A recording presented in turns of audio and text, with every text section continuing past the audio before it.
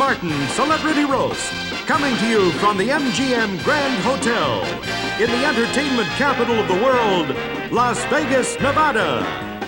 Ladies and gentlemen, from the beautiful Ziegfeld Room, tonight's star-studded roast has brought together some of the world's greatest entertainers. They've come from all over the world to be here tonight, here in Las Vegas, in person. Joining Dean Martin as he honors tonight's very special Man of the Hour, George Burns. With tonight's guests, Gene Kelly, Connie Stevens, Dom DeLuise, Red Buttons, Ronald Reagan, Landa Page, Abbe Vigoda, Jimmy Stewart, Milton Berle, Tom Gleason, Don Rickles, Orson Welles, Phyllis Diller, Jack Carter, Frank Welker, and your roastmaster, Dean Martin, with tonight's Man of the Hour, George Burns.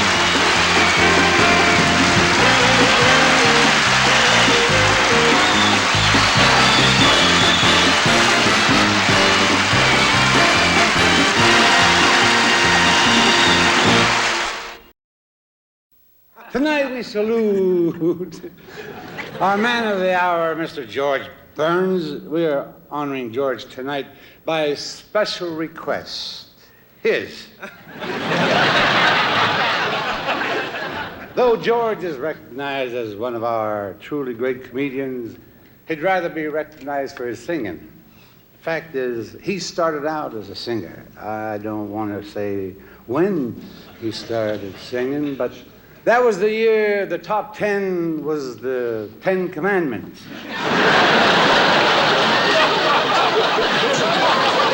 You ever hear a voice like his?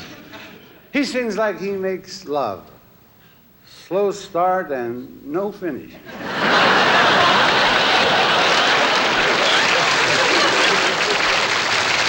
You're the worst when it comes to singing. You're the worst. Last month, he sang the Star-Spangled Banner at a ball game, and the crowd sat down.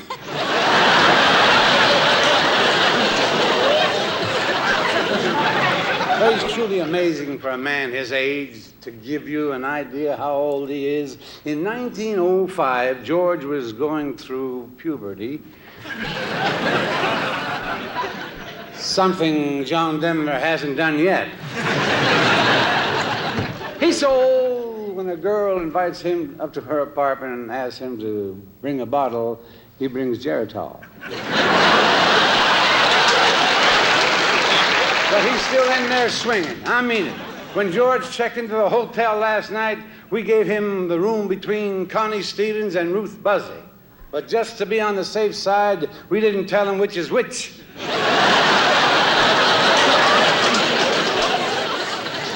Funny thing, but women are always fascinated by George. Even when George was a kid, he had a lot of charisma.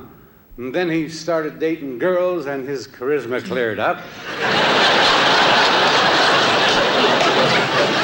What a career this man has had. Vaudeville, radio, television, and before all that, he made a picture at MGM with Eleanor Powell and Robert Young. This picture was called Honolulu and was made in 1939. I want to say Honolulu, well, I won't say it was bad. It was horrible. But 3 years later, it was shown in Japan, and Pearl Harbor was attacked.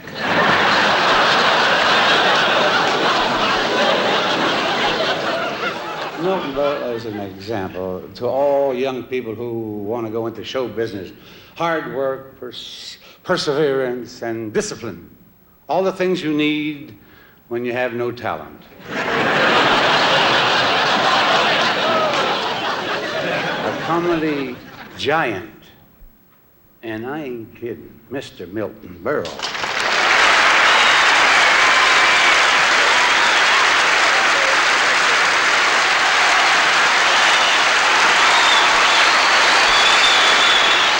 Ladies and gentlemen, on with our homage to our guest of honor. When they told me God was going to be here tonight, I said, no way, Sinatra's too busy.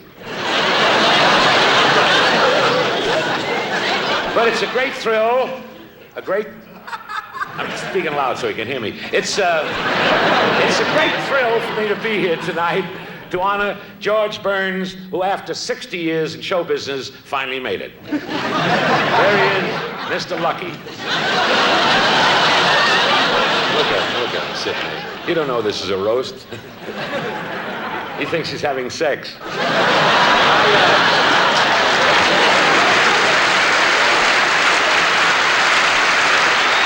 I'm only kidding, George. I'm kidding. You're beautiful. You look just like you did 40 years ago. Old.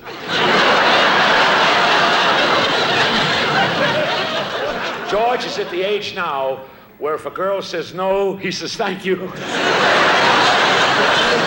This man's back goes out more than he does. That's the truth. The other day I gave him a copy of The Joy of Sex. He took out his crayons and colored it.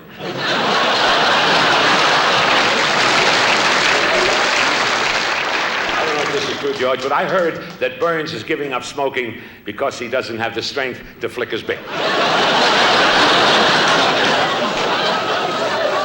Last night, George took a girl up to his room here at the hotel, and when they left, he noticed a sign on the door, "Have you forgotten anything?" And George said, "Yeah, how?"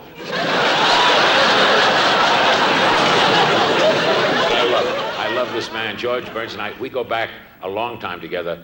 I don't know if you know this, but George, I'm telling you, is of Polish heritage. His grandfather was half Polish and half Jewish. He was a janitor, but he owned the building.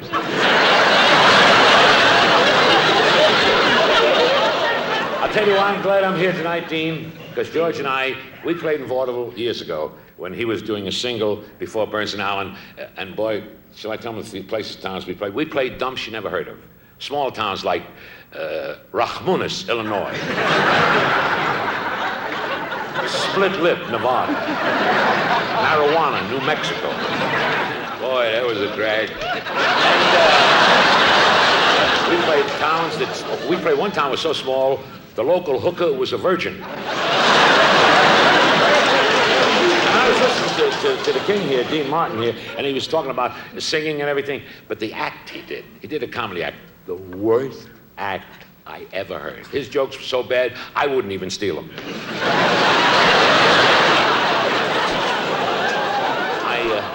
I'd like to repeat, as Berle usually does, I'd like to say that I'm very, very happy for my pal's success. Boy, what a beautiful life. George is leading right now. He's lunching every day at the bistro in Beverly Hills, dinner every night with a gorgeous young chick. He's already won an Oscar. He's written a best-selling book. And he gets offers from every movie studio in town. Oh, God. I can't wait till I get old. Love you, George. Love you.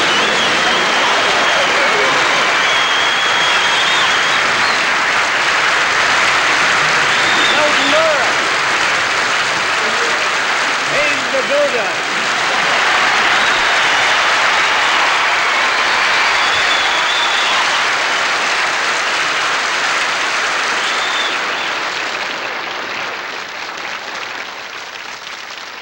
Well, thank you, Dean.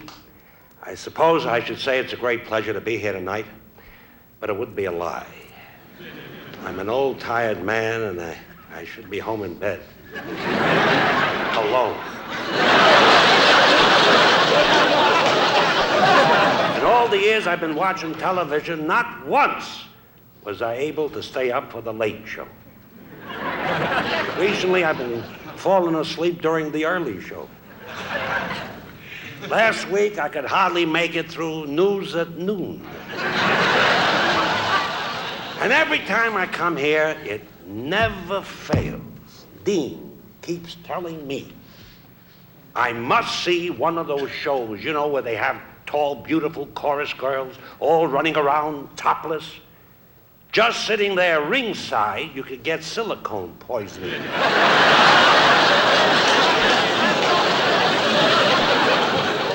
George, you've got to slow down. Stop hanging around nightclubs. Stop dancing in discos till all hours of the morning. You're no chicken. And for what I hear from those girls you've been dating, you're no rooster either. Dignity. That's what a person of our years must maintain. Dignity. It's not dignified to try to give them a hickey with your gums.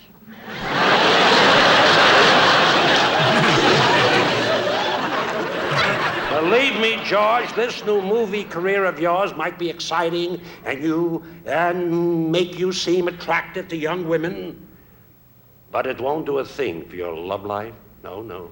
I don't care what part you played in your last picture. No girl, after winding up a big night with you, is going to say, "Oh, God."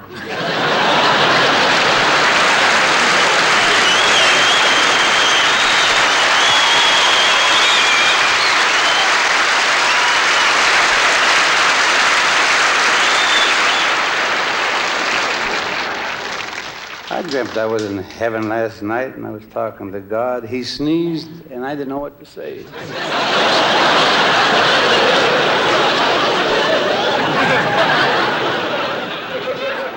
Always a pleasure having Gene Kelly with us. He's a total performer with impeccable credentials. A dear friend, ladies and gentlemen, Mr. Gene Kelly.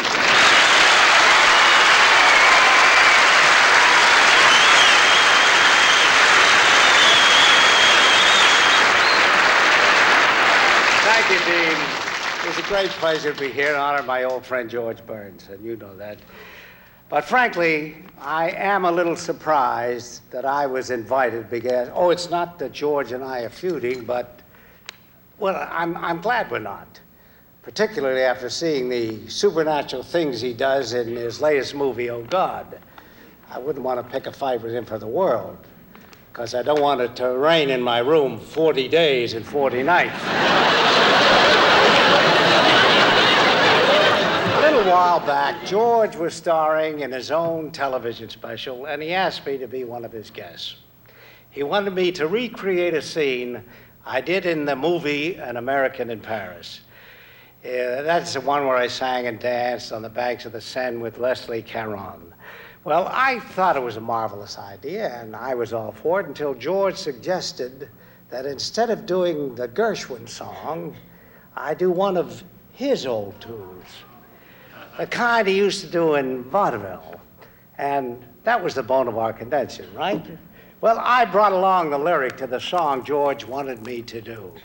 And I'll let you, the audience, be the judge. I have it right here. This is what George wanted me to sing. When the monkeys do the monkey rag, you think each monkey was on a jag. You laugh until your sides would crack when they curl their tails and wiggle their back. Good song. Well, George, if I'd have sung that to Leslie Caron, I'm afraid she'd have thrown me right into the sand. But tell me the truth, George. Are these things really songs? Of course. I gotta get up to tell you this. Or have you been smoking the band on your cigar? I don't know. Gene, they're good songs, but you can't recite them. So you gotta sing them. Now, here's a great song. If you just recited it, it's nothing. Just did the lyric. But listen to this. When the evening sun was sinking, I've been thinking of my little old cabin home. I was never meant for president, but you can bet I'll be content to stay there never. George, you're right. You're right. You're right. With a melody, it's a smash.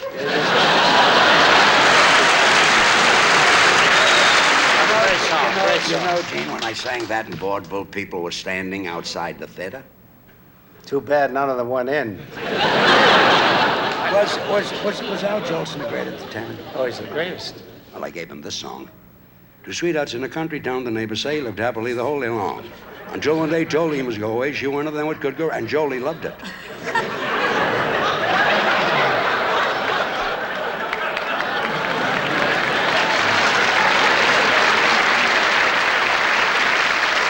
No wonder he got down on one knee. He was begging you not to make him sing it.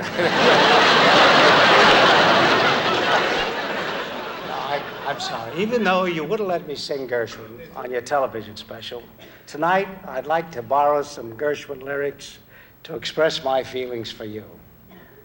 And I mean this. In time the Rockies may crumble, Gibraltar may tumble. They're only made of clay, but our love is here to stay.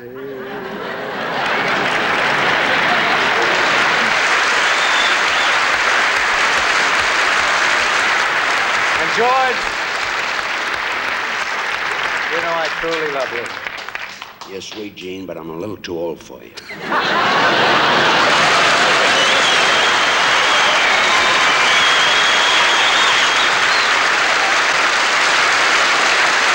Our next guest is someone who has known George Burns for years and years.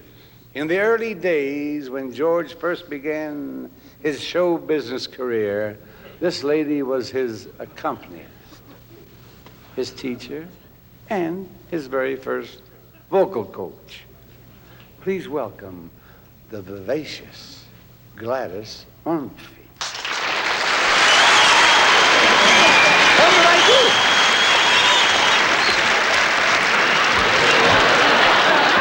Look at you, sitting there so smug. How dare you pretend you're innocent? Smug, I said smug. Last night this wino cornered me at a bingo game and tried to do a number on me. Tonight the world is going to find out about you, George Burns. Tonight, I'm going to tell them the truth about you. Tonight, I am going to let it all hang out.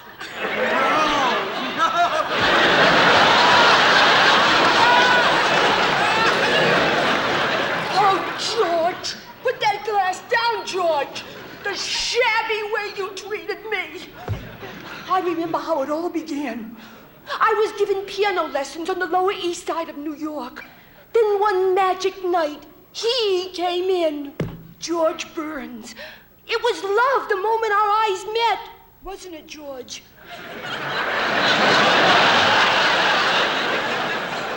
The first time I saw him, I had a lump in my throat. That's more than I can say for your chest. Hey, quiet! Soon a romance developed, ladies and gentlemen. But I discovered that George wasn't the greatest lover in the world. In fact, he had a mean streak in him. Most men will cover your face with kisses. He covered mine with a burlap bag. So I am here tonight to say to you, George Burns, and to the world, that tonight our romance is over. George Burns, I am turning my back on you. Don't face me.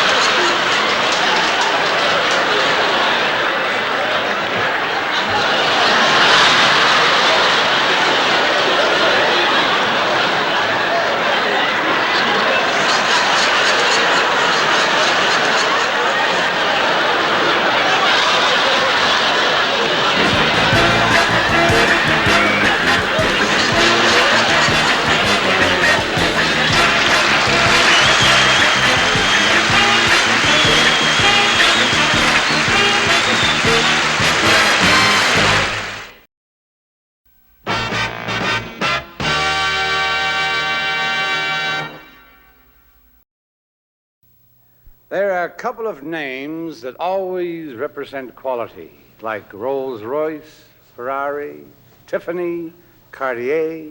In Hollywood, one name that's always been pure gold in the box office is that of my old buddy, one of the original superstars, Mr. James Stewart.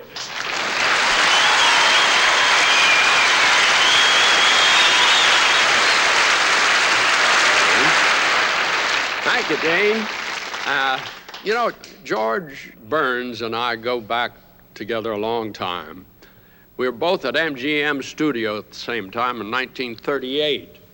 And in those days, I was a romantic juvenile, and in those days, George Burns was an old man. And it's just amazing that now, 40 years later, we're both still at it, only now I'm the old man and George is the romantic juvenile. When we first met in 1935, I was trying to make it on Broadway. And George was like a father to me. He gave me my first professional advice. He said, "You'll never make it in show business, kid. You've got no gimmick." And then he offered to sell me his old vaudeville act.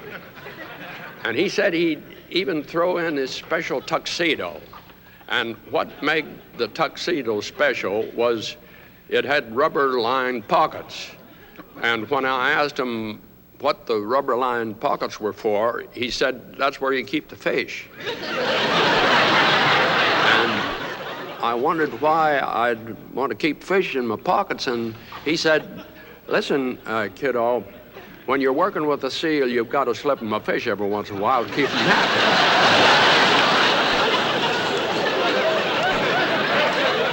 Yeah, George was going to talk his old vaudeville partner into coming out of retirement. "Sharky the Seal," he said. "You and Sharky, you're just going to make a wonderful, wonderful comedy team. Sharky plays the musical horns, Harold plays the drums." And I said, "Harold?" He said, "Yeah, that's the chimpanzee." When I asked George what I did in the act, he said, "You throw the fish in bananas."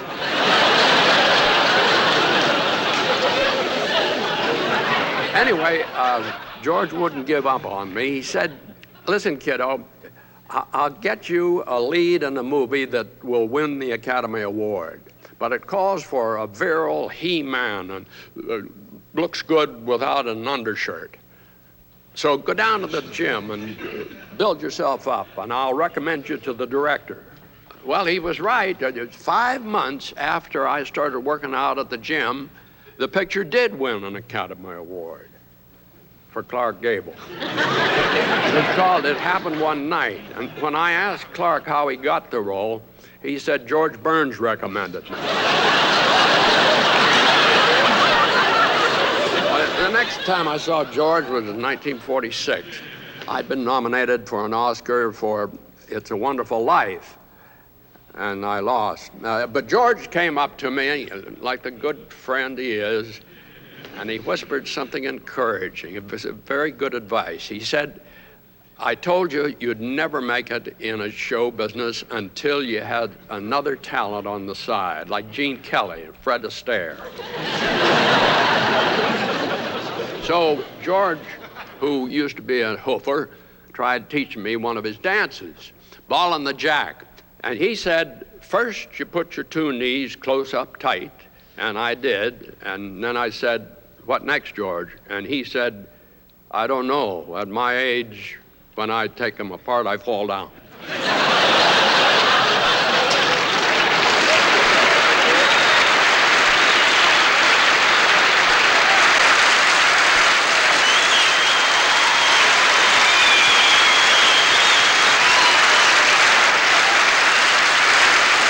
We've got a lot of friends of George. They're all up here to talk about his talent and his show business career, but nobody knows him better than our next guest. Ladies and gentlemen, George's personal psychiatrist, his head man, Dr. Leo Kellerman.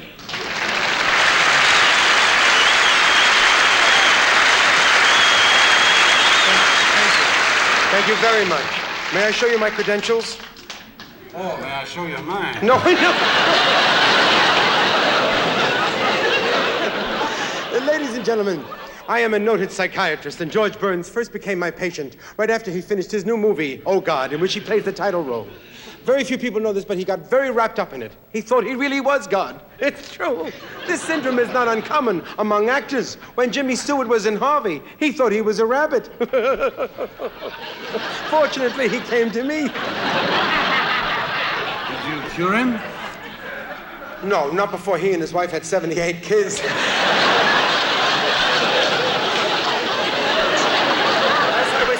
When George came to me, he thought he was God. The first thing he said to me when he saw my nurse was, I want to cure that girl. I must lay hands on her. I said, George, she's not sick. It wouldn't help. He said it wouldn't hurt.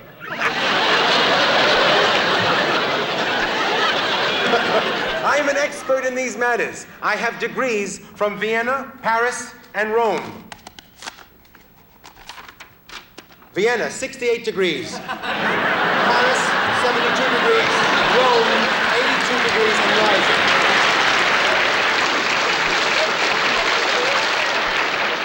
When George came to me, I asked him how long he had been God, and he said, 40 days and 40 nights. Do you remember that? It figures. And I said to him, any other problems? He says, yes. I can't sleep. Can you help me? I can't sleep. I said, George, did you sleep last night? He said, no. I said, did you sleep the night before? He said, yes. I said, it's very simple. Go to bed every other night.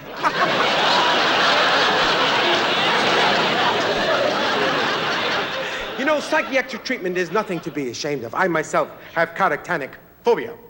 Well, wear a long coat. Nobody will know. In Vienna, I taught psychology. I taught it was easy, but it was very hard. Are they coming? Are they coming? I mean, after 15 hours, by the way, George, you know, we worked together. But we worked together a long time. And I have to tell you that he is suffering from traumatic psychosis and paranoid aberrations. What's that mean? His shorts were too tight.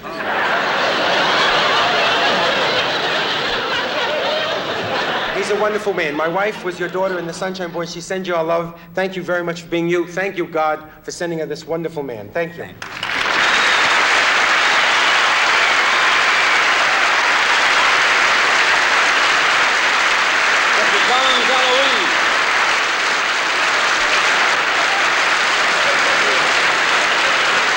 Next guest is a very talented and very funny lady, one of the former stars of Sanford and Son, and I think she is the best in the whole world. She's lovely. She's beautiful to me, Miss Landa Page.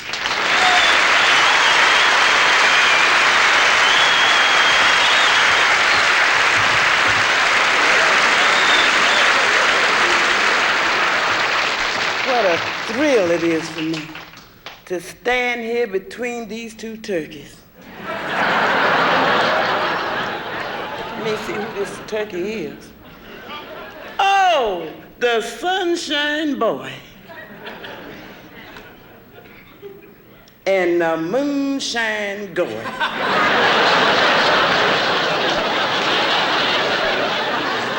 I heard what you said, Milton Berle. Don't you go bad-mouthing me. You've done as much for comedy as Idi Amin. Last time I saw your show, it was during the New York blackout. Honey, your show was so bad, my friend smashed the window of a TV store and returned their TV sets. And you, Phyllis Diller. Have mercy. I hear you whispering. You ain't got no right to talk about my looks, honey. Oh, I'll admit when you walked in tonight, you turned a few heads. And a few stomachs, too. Look at Abe Vigoda sitting there so cool. Abe played in The Godfather. In that movie, they gave him the kiss of death. Abe, honey, you look so bad, they should have given you the kiss of life. Now I'm gonna get to you, George Burns. Dating all them young foxes at your age. A man as old as you, honey, should be respected, rewarded, retired, and retreated. George, you're too old to get married again. Not only can't you cut the mustard, honey, you're too old to open the jar.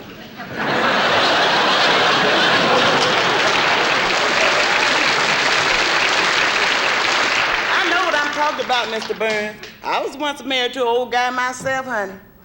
When we faced the preacher, he didn't say I do. He said, I'll try.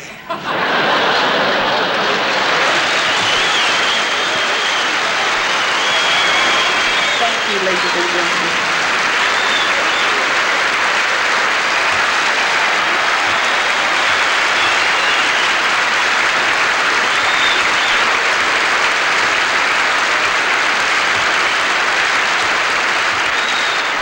Here is a bright young comedian who appeared with us earlier this year and was a big hit. Ladies and gentlemen, Mr. Tom Dreesen.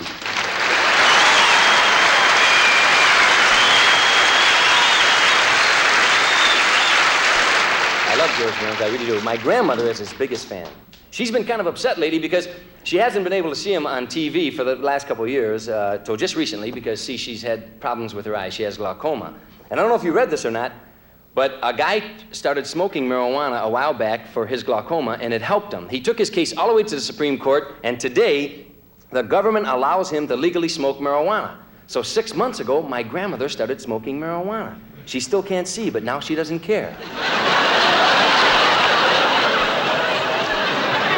It got so I hated to go over her house. It was always the same thing. Hi, Tom, try the brownies. She wanted to send you some brownies, Mr. Burns. She really did. But she read this interview in a fan magazine by this lady that travels with you. What's her name? Nurse Trixie. She said that you think mashed potatoes are roughage. I want you to know that when I started out in show business, an old vaudevillian pulled me aside and he said, would you like to become a good comedian? And I said, yes. He said, well, then study the masters. Watch George Burns. In fact, watch his every move. Mr. Burns, I've been watching you all night long. You haven't moved once. Thank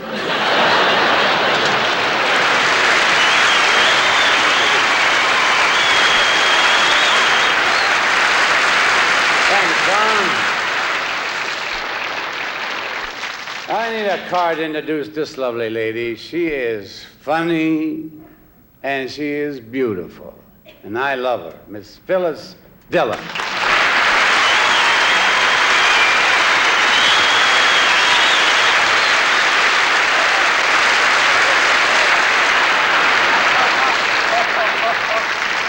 Glory be, you did wake up.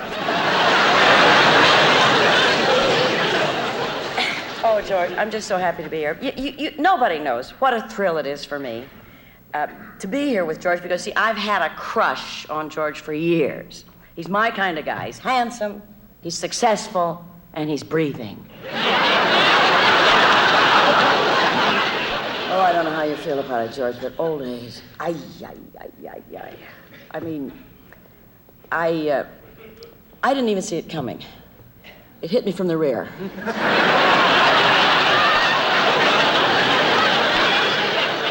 I got up one morning and it is over. Everything is gone. The hair on the top of my head is so thin. The part is on the roof of my mouth. I got a rash that's moving so fast I can hear it.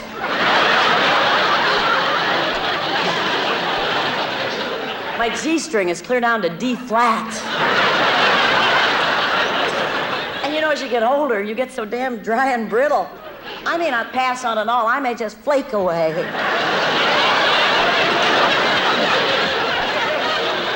When you put your moisturizer cream on, your skin shouldn't go.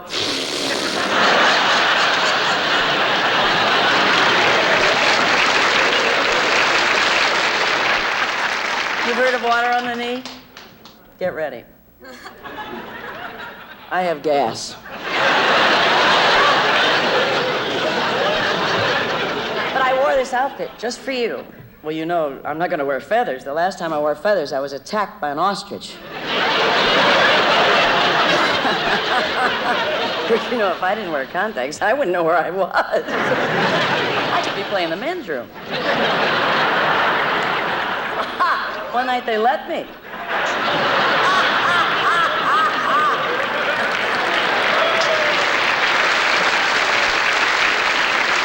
I didn't know the difference. The sound was good and it was cool.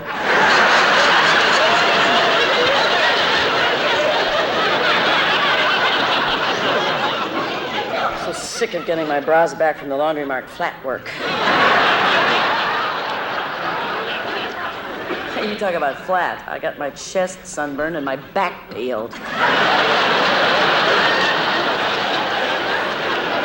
want to know what else? I've had such rotten luck with men. I had this one guy. Oh, big, huge, hairy, dumb. Went ice fishing, came home with 50 pounds of ice.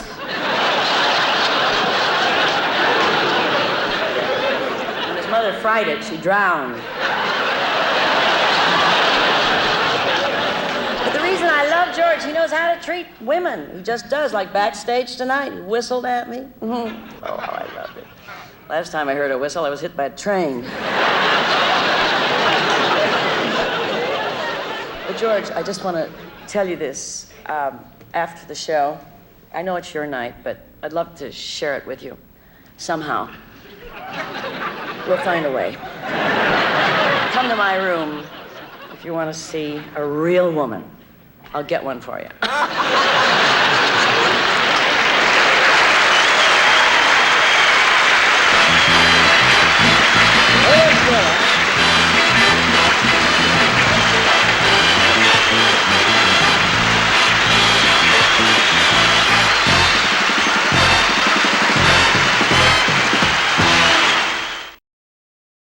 Here's a man who's kind of regular on our roast. One of the funniest guys I know. Ladies and gentlemen, Mr. Red Butt.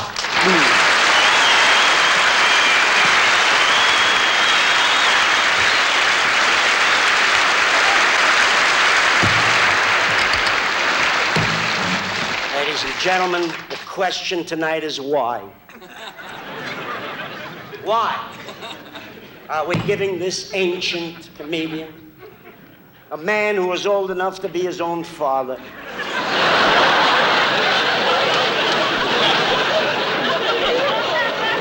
man who embarrassed everybody at the Last Supper by asking for seconds, a man who, when they signed the Declaration of Independence, asked for a Xerox copy, a man who, when Rome was burning, requested Nero to play You Picked a Fine Time to Leave Me, Lucille.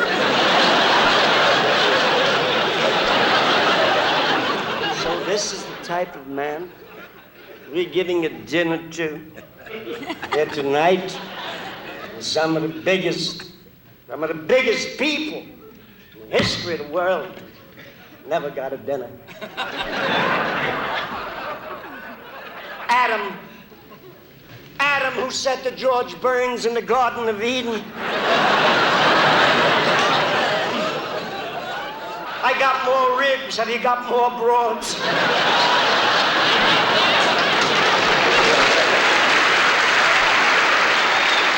Never got a dinner.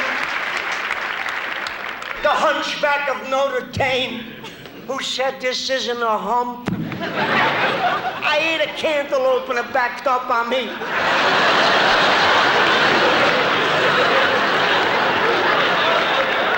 Never got a dinner. Buddha, who said while contemplating his navel, it sure beats daytime television.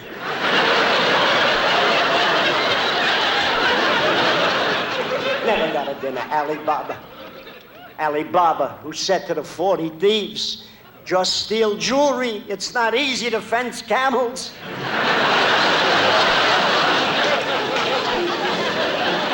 Never got a dinner. The Siamese twin who said to his sister, what do you mean you go your way, I'll go mine?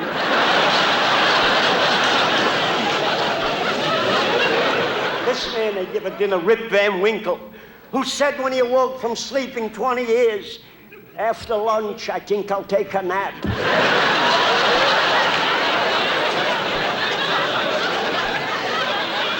Never got a dinner Goliath's mother who said to Goliath, stop running around with David. You're always coming home stoned. Never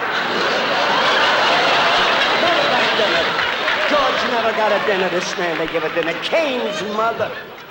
Cain's mother who said to Cain, after he slew it,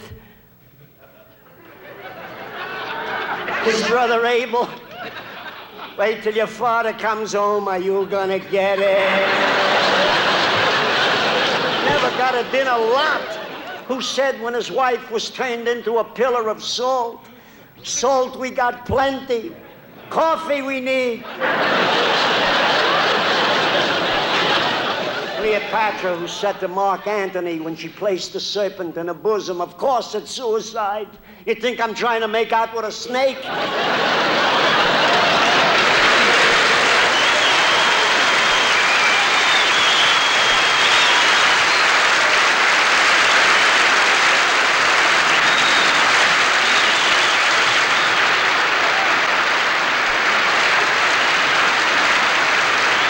Mr. Orson Welles.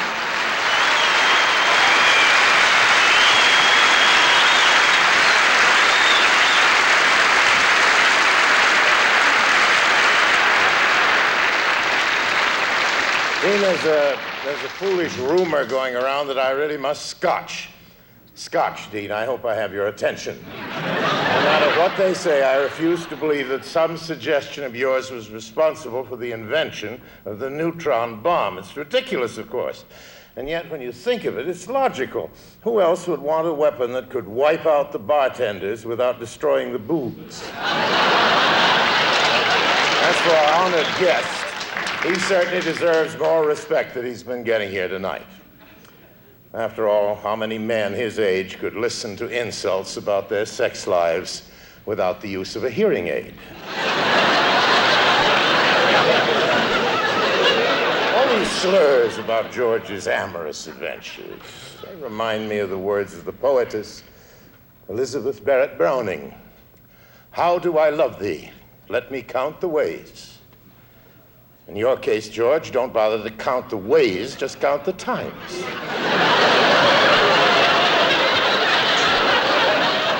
The extremes these people have gone to just to come here. Now, Abe Vigoda even bought a tuxedo. Abe Vigoda in a tuxedo. That's like putting hollandaise sauce on a knockwurst. With red buttons.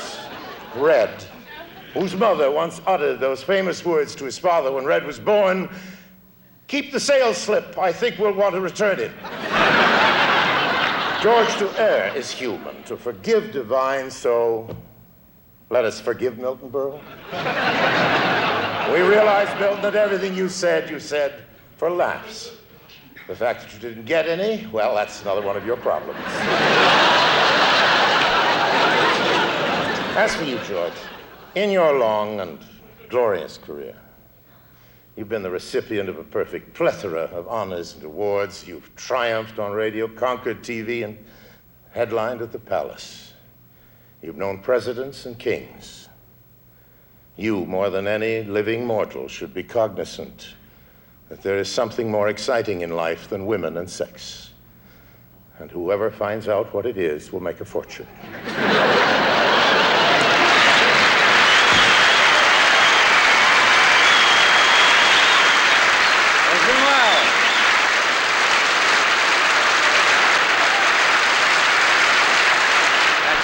I'd like you to meet a young man who is already recognized as one of tomorrow's bright new stars.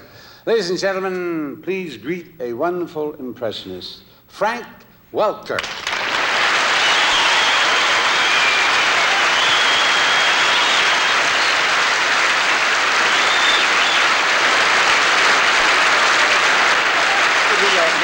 Honoring this evening is deserving, I know, of this roast, but also I think he should probably have his own news documentary. So I would like to take you to New York and Walter Cronkite. Good evening, everyone. This is Walter Cronkite bringing you a special television tribute to George Burns entitled, Oh God, Not Again. Tonight we pay homage to a man who's celebrating his 75th anniversary in show business. George owes much to the miracles of modern medicine.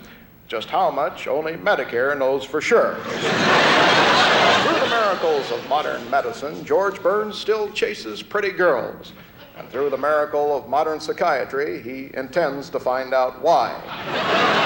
See, when you're his age, the memory is the second thing to go. Now, ladies and gentlemen, we take you to a man who's prominent in politics, Billy Carter's brother, Jimmy.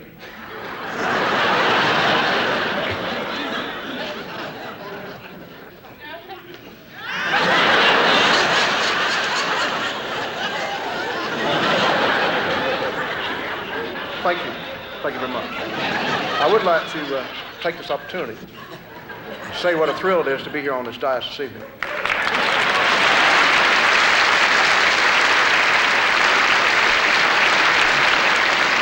It certainly beats the House of Representatives. But I must say we do have some fine young comedians up there also. There you have it from the 39th President of the United States, a very distinguished country bumpkin. And now it's time to go to another political figure. Here is Henry Kissinger. Henry? Thank you very much, Mr. Klugman. I would like to take this opportunity to say that for 6 years, I was the Secretary of State. I adjudicated the world's problems.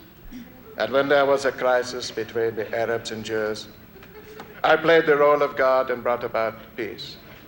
And now when Carl Reiner makes the picture, oh God, who should he pick for the part of the Supreme Being? This little Dummkopf, Joyce.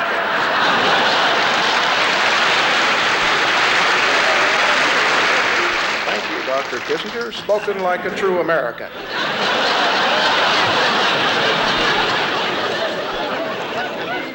Now we take you to the heavyweight champion of the world, Muhammad Ali. I'm the greatest. Ain't nobody as bad as me. I beat George Foreman. I beat Joe Frazier. I beat Stunner Liston, that other old bear. I knocked him down. Kenny Lord, all these guys are in tables. All think they beat. I'm the best. Ain't nobody in the whole world bad as me except maybe one man, George Burns. He's bad, this little wrinkled white hope. He's bad. Oh, I tell you, I wrote this poem by George Burns. It goes like this. He floats like a butterfly, sings like a bee, but the worst thing about him is that it sings off key. Well, now we must eventually turn to our man of the hour, the superannuated star of Crystal Radio, George Burns himself. So in another dramatic confrontation, our British investigative reporter David Frost probes into the real reason behind George's break-in to show business. David? You were once quoted as saying that if you were offered the role of God, that you indeed would take that role, even though you had some hesitation at this point in your career. Do you indeed feel that that's the way you felt, or prior to what you thought you said, or do you indeed feel that what you said earlier, prior to what you thought you had told yourself, that you indeed felt that that's what you thought you said prior to June 3rd, when you thought you knew what you did indeed say? You know something, David? You talk as funny as I sing.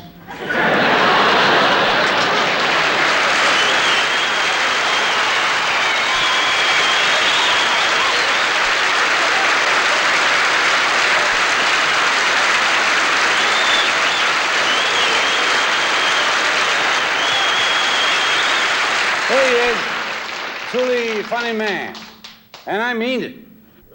Jack Carter.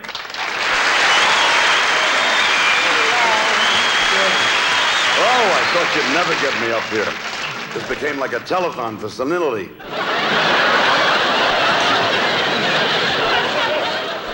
What a thrill to be back at the MGM, this marvelous, beautiful hotel. And thank you, Dean, for the lovely room you got me here. It's a beautiful, it must be the presidential suite, because I walked in and there were peanuts all over the floor. At least you promised George glamour. Come to Vegas, George. We'll give you a dinner. There'll be beautiful showgirls, gorgeous women. All right, where's Aunt Margaret? Huh? Where's Sophia Loren? Where's Farrah and her faucets, huh? Look what he wound up with. Ruth, Buzzi, and Phyllis Diller. Jaws and menopause.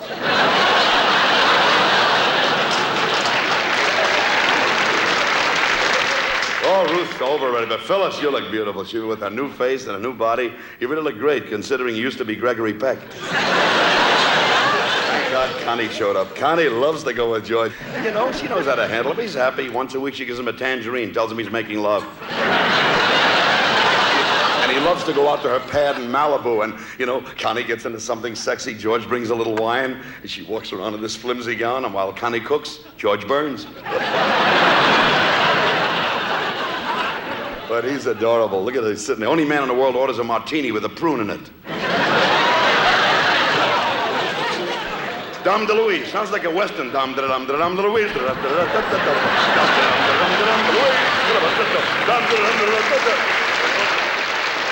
Dom came over as an immigrant with his father. His father couldn't speak English. All he could say was his job. Diesel fitter. He fatto la mangiare, lo diesel fitter. So they sent him to the shipyard. No shipyard. Diesel fitter. Isn't that what you do? No, I work with my friend Angelo in a pantyhose. He hold up the pantyhose. I say, yeah, diesel fitter.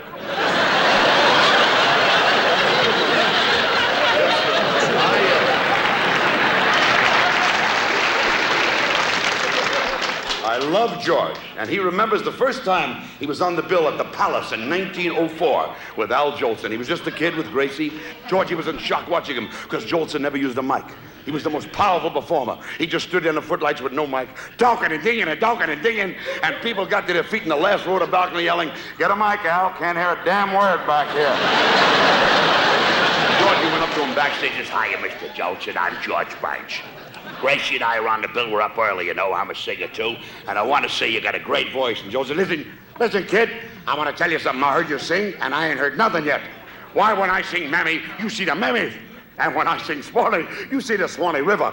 And when I sing Rockabye My Baby, you know what happens?" George said, "Yeah, the mother shows up with a paternity suit." George, and I love to hang out with these great old guys like Georgie Jessel and George Burns and Jack Albertson and the aging veteran Milton Berle. I love it. We kid Milton. He's an inspiration to every young comedian. We figure if he can make it, anybody can. And I know that if your sweet buddy, Jack Benny, were here, I'll bet right now he's up there in that great dais in the sky, looking down, and he's smiling at you sweetly and saying, "Well, now isn't this a ridiculous situation? Here I am up in heaven and God's on earth."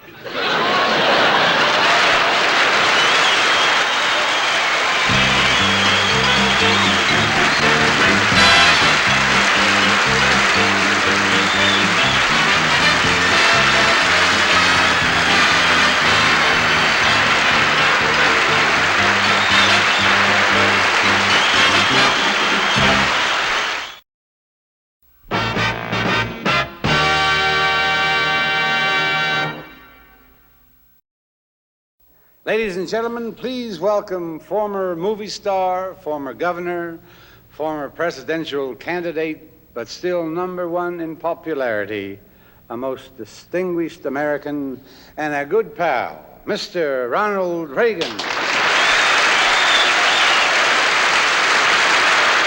Thank you, Dean. Among governors, you know, Dean has always been well thought of. The governor of Arizona even named a national forest after him. Petrified. Speaking at a Dean Martin roast is a lot like being a budget director for Jimmy Carter. It's kind of a temporary job. But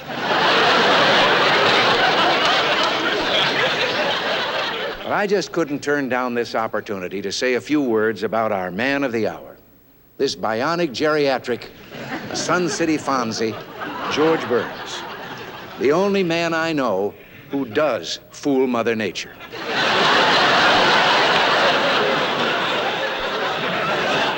When Red Buttons appears on these roasts, he always asks the question, why are we giving this man a dinner? Well, Red, for the first time, I'd like to answer him.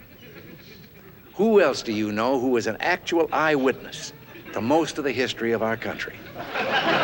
It was George Burns who told Betsy Ross, "Personally, I feel the pattern's a little busy. But let's run it up the flagpole and see if anyone salutes it." This is George Burns' night. Legend has it that when Queen Isabella gave Christopher Columbus all her jewels to finance his voyage, and he said, "But who'll buy all this costume junk?" It was George who said, "Leave it to me, I know just the guy." Sammy Davis Jr. is wearing it to this day.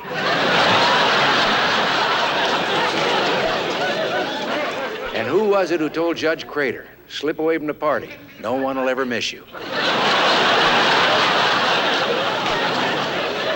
He remembers. George goes back to the invention of television, when TV sets were run on whale oil. He started with NBC TV.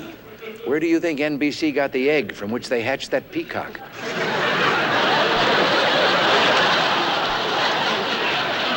But it's really as a comedian that George Burns will leave his mark in history. George has always entertained for presidents and has made 6 different presidents laugh. 6 out of 39 isn't bad. George, I toast you.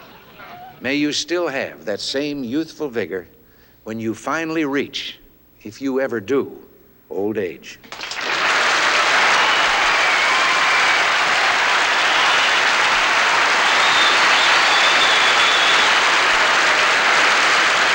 One of the most respected MDs in Beverly Hills, Dr. Charles Cooper.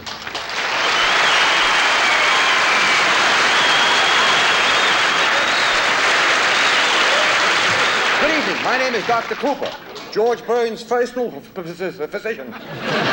The first time I met George Burns, he came to my office with a terrible ringing in his ears. I cured him. I gave him an enlisted ear. It's all in my book. How to remove your appendix in your spare time.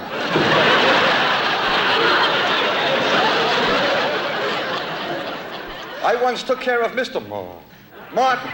I went to his home, and after examining him carefully, I found something on his chest. His secretary.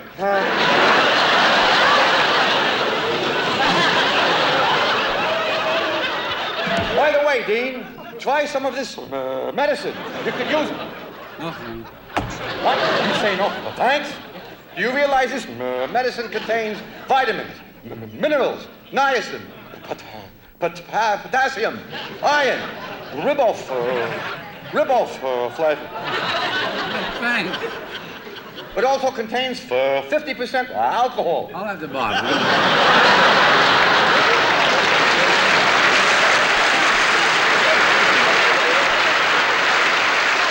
May I have your attention, please?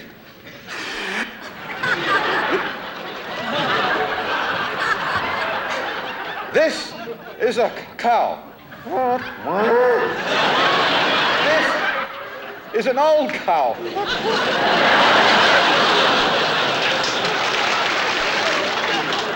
It's all in my book. Brain surgery, self-taught. Aha! Aha! Aha! There's Abbe Vigoda. He and I go back to medical school. He was my first cadaver.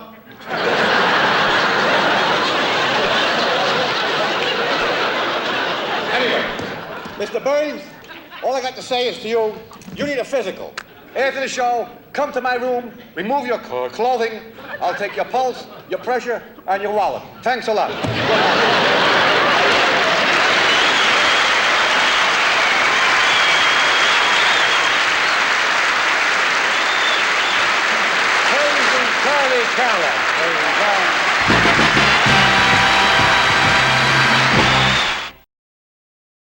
I should say the next pretty lady to step up here is not only a star of television, Broadway, and the movies, but has appeared with our man of the hour on stage and screen.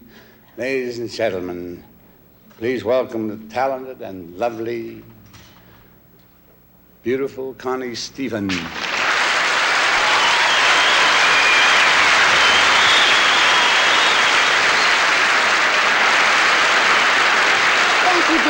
is an exciting reunion for me, I'll tell you. I have not appeared with George Burns for a long time. He and I co-starred in a television series, I hope you all remember. It was called Wendy and Me. You remember, do you remember?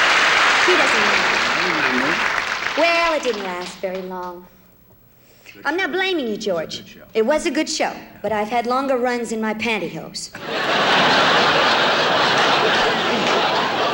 In the view of our past friendship, I was really surprised. When I arrived in Las Vegas last night, I found a beautiful bouquet of flowers in my hotel room. And a note from George Burns that said, "Dear Connie, please join me for a swinging evening on the town." Well, George, I hate to kiss and tell, but may I tell them what a swinging evening we really had? First, we went out to dinner. I picked him up right after his nap. It was then I discovered George's secret for staying young. He never overextends himself. He wouldn't even whistle for a cab. He figures when he finally gets up a pucker, why waste it on a taxi? We were driving along, and all of a sudden, George leaned over and said, "My leg's asleep. It's numb. I can't feel a thing." I said, "George, please, relax. That's my knee you're holding."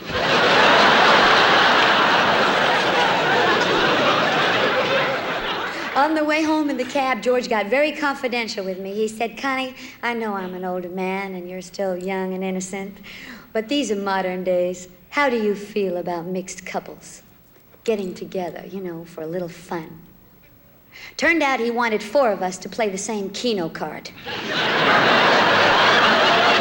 Anyway, when the evening was over, he escorted me to my room, and like the true romantic roue he really is, he surprised me with a burning kiss.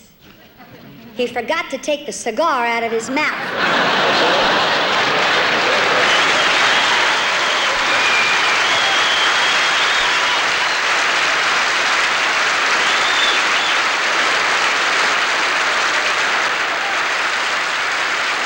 With us tonight is that very funny star of the big hit TV show, CPO Sharky. Ladies and gentlemen, the national distributor of hate, Mr. Don Rickles.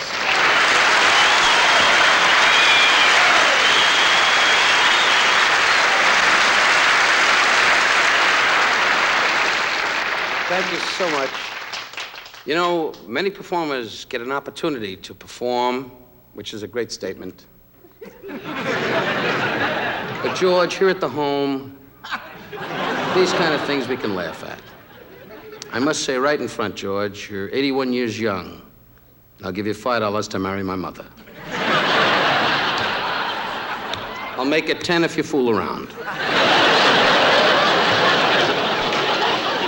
There are many great stars here honoring George. As I look down the dais, I see none.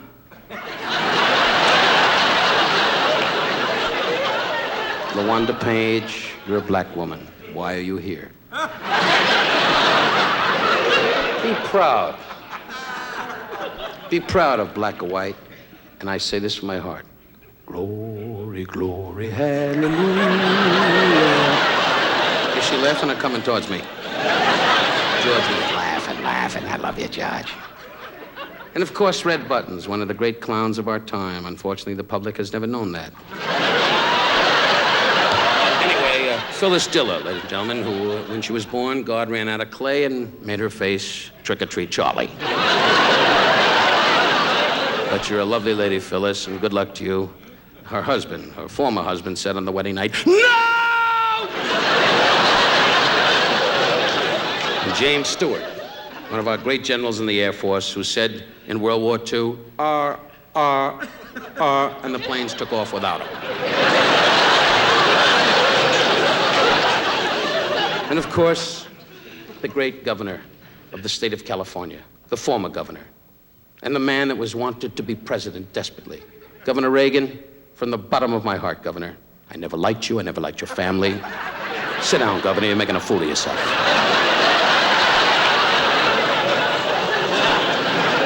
And Dom DeLuise, There's not much to say about you, Dom, because you got a bad personality.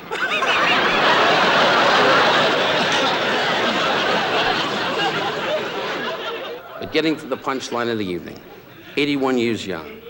George, if I may say, I sit with you at the Hillcrest Country Club, and we laugh together. You have always put your arm around me, your family, your dear Gracie, God rest her, wherever she is. She watches over you. We all laugh about you with the young ladies that escort you.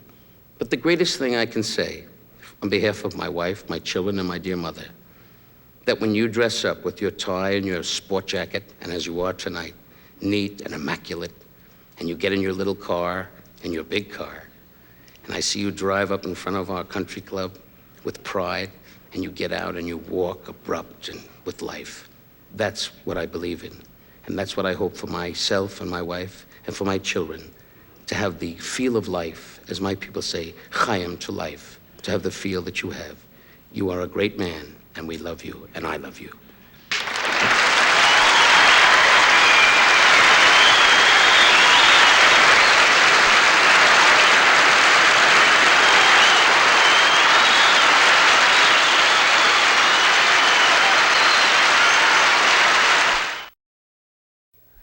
I don't think anybody has more friends than George Burns, but a friendship that George cherished most was that of his and Jack Benny's.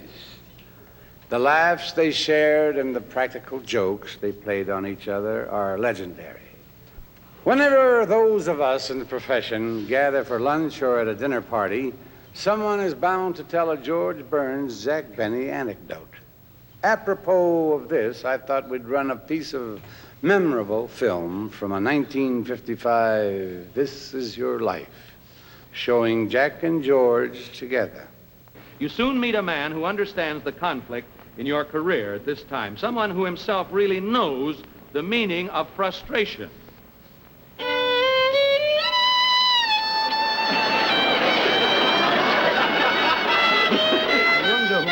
I can't. Any idea? Well, you almost gave up singing, George, but he never gave up his music. Come in, Jack Benny! Hello, Jack. Hi, George. No, Mr. Benny. Jack. No, this is my life. No. He gets mixed up. It's really George. I see him every day. But it's his life. I know it's his life. I haven't seen you for about 35 years. I haven't seen you for 10 minutes. Listen, I gotta tell you something about the reason I know why I was asked, because I probably know George. As a matter of fact, he just wrote a book on his life, which will be published soon, and I wrote the preface of it, and I tell the truth in the preface because the story in his life are some of the biggest lies that you have ever read in your life. What's the name of the book? And not only that, it's called I Love Her, That's Why. That's the name of the book, to get the plug in. Now, but I've known George, and I met George, I would say 35 years ago. Mm-hmm. I was 4, and he was 27. The next year, I was 4, and he was 28. Yeah. Well, how did his act to begin with? He had all the punchlines, and Gracie fed him. Isn't that the way? Well, what happened was, you see, when they teamed together, George thought he was a comedian. Yeah. He still thinks so. That's know. right. And George took all of the jokes and gave Gracie the straight line. I wrote the act. That's right. Then he realized, I'm talking now. Okay. Then he realized that Gracie got all the laughs, so he had to switch the act around. It's the first sensible thing he did. Yeah. George, no kidding aside. When did you see Jack last, anyhow? Today sometime, or what? I'm sick. Akron, Ohio. Oh, it must have been 34 years.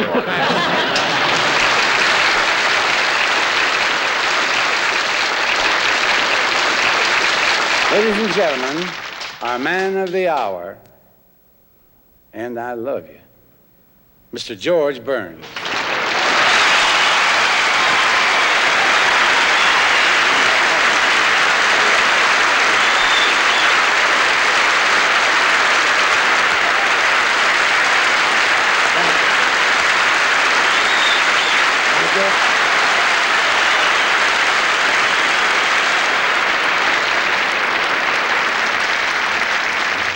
Thank you, ladies and gentlemen.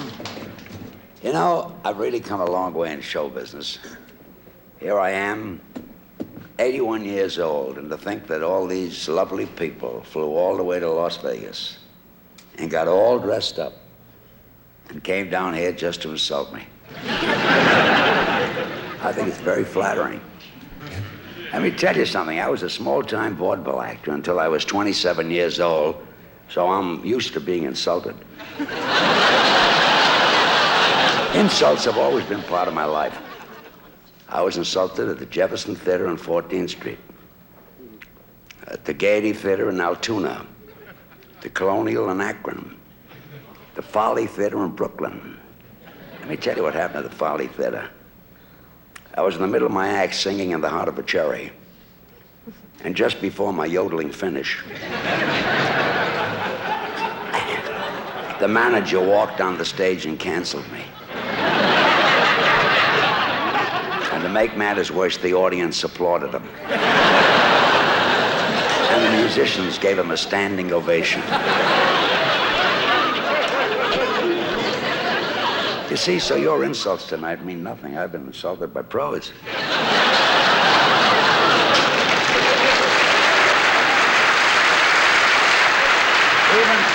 Even when I worked with Gracie, the insults never stopped. I remember playing the Orpheum Theater in Oklahoma City, and the next morning there was a review in the paper. It said, Miss Allen is not only a beautiful young lady, but a great talent, and her dancing is very exciting. And her comedy timing is flawless, and there's no telling how far Miss Allen would go if she worked alone. When I first started, all the acts I did were pathetic. In fact, I had to change my name every week. I couldn't get a job with the same name twice. I remember I walked in the Folly Marcus's office, who was a small-time booking agent. I was sitting there, and the theater manager came in, and he said, where can I find Maurice Valenti? I said, I'm Maurice Valenti. I thought I was. He gave me a contract to play the Myrtle Theater in Brooklyn, and the contract read Maurice Valenti and his Wonder Dog. Well, so I signed it. I'd do anything to stay in show business. Next day, I got myself a piece of liver. I went out and I caught myself a dog. And I went to the Myrtle Theater to do my act. I walked out on the stage with the dog under my arm. I stood there and sang my songs. And in the middle of my third song, the dog did his act. Twice. It ruined my finish. I couldn't do my sand dance.